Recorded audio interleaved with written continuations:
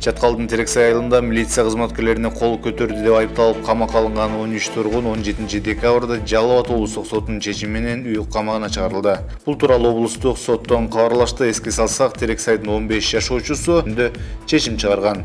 Ал эми нааразылыктардан улам 5 декабрда алтын кеничтеткен Эти Бакыр Терексай ишканасы Чаткал районундагы ишин убактылуу токтоткон. Кармалгандардын жактоочуларынын облустук сотко даттануусунун негизинде 17 декабрда кечинде облустук сот 13 тургундун бөгөт жарасын өзгөртүп үй камагына чыгарды. Калгандары боюнча соттук кароо баштала элек Ички иштер министрлиги Чаткалдын Терексай айылынын камактагы тургундарын үй камагына чыгаруу үчүн сотко кепилдик берерин Ички иштер министри Кашкар Жунушалиев 17 декабрда Жалал Абадта алардын жакындары менен жолугушкандан кийин билдирген.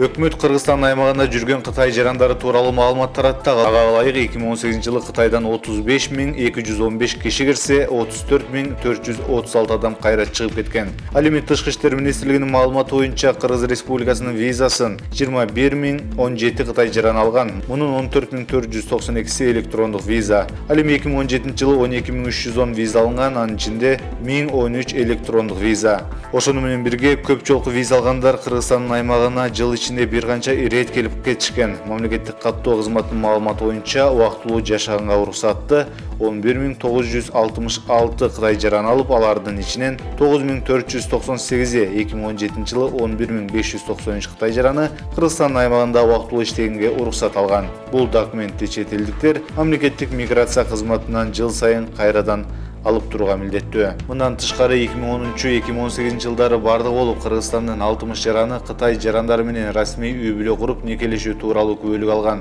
Соңку 8 жылда 268 Кытай жарандары Кыргызстандын жарандыгын алган. Алардын ичинде 171 кыргыз, 78 уйгур, 9 өзбек, 60 Кытай, 9 дуңган жана 1 киши казак улутунда. Ошондой эле өкмөт туура эмес маалымат камтыган чакырыктар Кыргыз-Кытай эки тараптуу стратегиялык кызматташтыгына оор залкасын тийгизе тургандыгын эскертти.